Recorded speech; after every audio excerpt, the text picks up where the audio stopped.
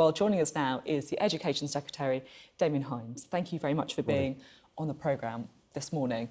Now, I just mentioned in the intro, this week I went to Watton in Norfolk, and the message that I got there from people very strongly was they want Brexit to happen, even if it means no deal, they want to get on with it. So can you reassure people in Watton and elsewhere that we will be leaving the EU on March the 29th? Yes, we will. I mean, there was a very clear instruction came from people in the referendum, and of course subsequently we had the vote in Parliament to trigger Article 50. We have the date of the 29th of March set out. It's up to everybody in Parliament now to make sure we find the common ground, to make sure we can move forward with a sensible, balanced, negotiated exit. That's what I'm totally focused on. Because the reason that we're asking the question, of course, is the series of amendments that we've got coming up next week, where MPs are effectively saying if MPs can't reach an agreement, then rather than leaving without a deal, there should be an extension to Article 50. So if it does come down to that, which of those two options would you prefer? So prolonging these things doesn't necessarily help you. You know, saying we'd delay the process doesn't actually find a way through. It just kicks the can a bit further down the road. What we in Parliament need to do is do what we're there for, which is to debate, to discuss, but then to come together and to work out what is the way through. And we should be trying to absolutely avoid a no deal. That would be a bad outcome, but we absolutely can't have a second referendum or undoing the Brexit process. We need to have as I say, a sensible, balanced, negotiated exit. I'm sure there is common ground to do that. We have to find it and we have to move forward with it. You say there's common ground? Yeah. Theresa May lost that vote by 230, not 23. Yep.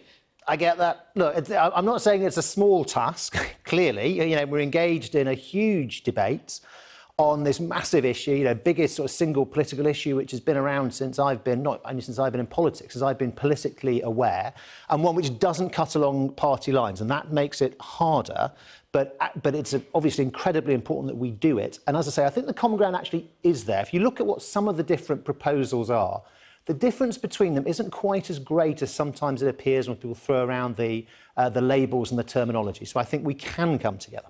So just to be clear then, if it is, I know that you want to get the deal done, of course you do, of course you want to find that common ground, but if you can't, and it is a choice then, as the amendment by Yvette Cooper is trying to kind of pinpoint, between leaving on the 29th of March with no deal or delaying, which would you prefer? But that just doesn't solve anything. It just says, we'll put it off a bit further. Now, we've had... So you prefer to leave with no deal? We've had a long time to debate this. No, I prefer us to get on with it and get the negotiated deal. Yeah, and there's no reason why we shouldn't be able to do that. And as I say, I think there is quite a lot of common ground. And when you think about what people's starting positions are and think about how they might come somewhat closer together, you do end up with, whichever starting point you come from, you do end up with something pretty close to the negotiated deal that the Prime Minister has. So I want us to focus all our energies on moving forward towards that.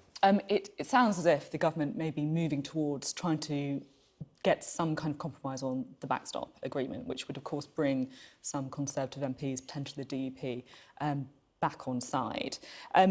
One of the amendments is asking for that backstop to be time-limited. Is that something that the government would support? So the backstop is an integral part of the withdrawal agreement. I know you're going to have the Irish Minister on later. You have an opportunity to talk about these things directly. It is, the backstop exists as a cast-iron guarantee to not return to a hard border between Northern Ireland and the Republic. And as I say, it's been an integral part of the withdrawal agreement. There are legitimate concerns of some of my colleagues and the Democratic Unionist Party on aspects of the backstop. And of course, it would be helpful, and it's already been helpful, actually, to have some further reassurances on that coming back from the European Union. But it's also worth saying there's no particular reason to believe the backstop is going to come into place anyway. It is only an insurance policy. It's only an insurance policy. Because these arguments have been rehearsed before, but my question was about... Often. Yes, quite. My question was about, will the government support the backstop being time-limited? Well, it's not really a question of whether the government will support it or not. This isn't something which is entirely in the gift of one side or other in the negotiation. Well, so quite. It's you have an to integral go and ask part. for permission, but is that something that you would support as a government? It's an integral part of the withdrawal agreement, and any negotiated exit involves a withdrawal agreement, and any withdrawal agreement would involve a backstop. Absolutely, I would support there being additional reassurances, if some were possible, on the way the backstop would operate. But we shouldn't over-focus just on that aspect, because there are multiple reasons to believe the backstop would never come into place. And even if it did, actually, there are some advantages to the backstop as well as drawbacks. But what we should be focusing on is the overall package, the overall future arrangements. Talking about the overall package, because Jean-Claude Juncker has made it pretty clear this week that if the backstop is to be revisited, then the price of that would be a permanent customs union. Can you see the government pivoting in that direction? Well, my understanding is that is not a correct depiction of any particular conversation that happened. When we talk about the customs union versus the Prime Minister's negotiated deal, so the customs union as put forward by the Labour front bench, I mean, my question to them is, what is it about the customs union which is so important to you, which is not in the Prime Minister's negotiated agreement? And I have yet to hear a good answer to that. Well, why don't you do what they say? If you're talking about trying to get a compromise deal, trying to work cross-party, then why don't you offer the customs union? That could have a majority. Well, it's not in our gift to go offering things. So way back at the start of these negotiations... The ones who are... you're the government. It's a negotiation with... You can't just accept everything that you say. It's a negotiation with 27 other nations. And right at the start of this process, they only said there was two options on the table. There's the Norway-style option or the Canada-style option. And actually what's happened is the British government, the Prime Minister and some of our best diplomats have managed to negotiate something which is better than either of those, something which is bespoke to the UK.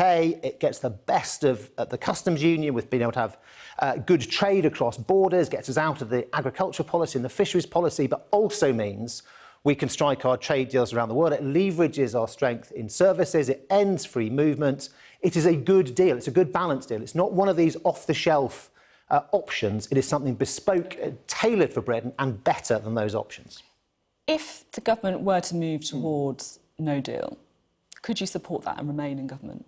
I don't envisage no deal becoming government policy because we are all totally focused on making sure we get out of the European Union. We do what we were told to do by the British people, but we do it in a way which is good for their jobs. Look, I'm focused on the here and now. I'm focused on getting a good negotiated exit done. And as I say, I don't envisage a scenario in which that question comes up. I don't envisage a scenario in which no deal becomes government policy, but it is important that it remains as a possibility because, on the other hand, there's still a possibility some people are trying to thwart Brexit altogether.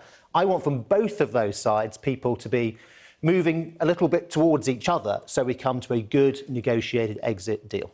Some of your colleagues have made it pretty clear, though, that they are willing to step down if no deal does become effectively government policy. Well, you'd have to... I mean, that's something only individuals obviously can answer for. As I say, I don't envisage that becoming government policy. We want to avoid a no deal. No deal would not be a good outcome, but it doesn't have to be the outcome. And when people say, therefore, take no deal off the table, you can't just take a negative away. You have to replace it with something. And the way to not have no deal, I know this sounds a bit oversimplistic sometimes and a bit of a play on words, but the way to not have a no deal is to have a deal. And that is what all of us in Parliament have to focus on this week. Now, I do want to ask you a bit about your brief while you're here. This week, I know, someday I hope we have the day when we can spend the whole interview talking about education. That would be very refreshing. You're launching a drive to try and recruit teachers because it's effectively a bit of it could blow up into a recruitment crisis here, couldn't it? Unless you get the best people in those schools.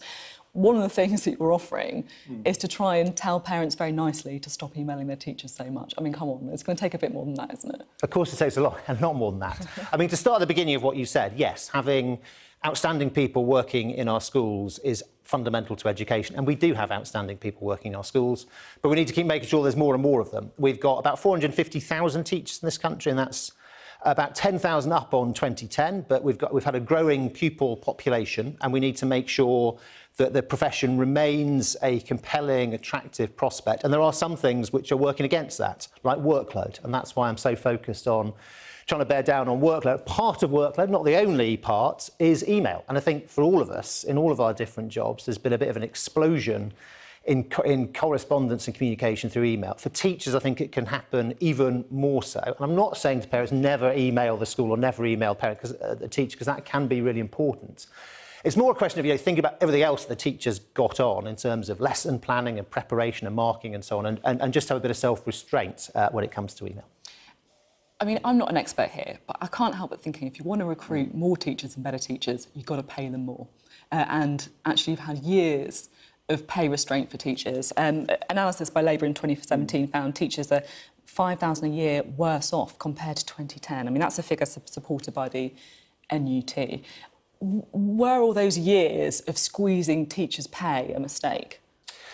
Pay clearly is an important part of the attractiveness of the profession, as it is to other, of course, to other walks of life.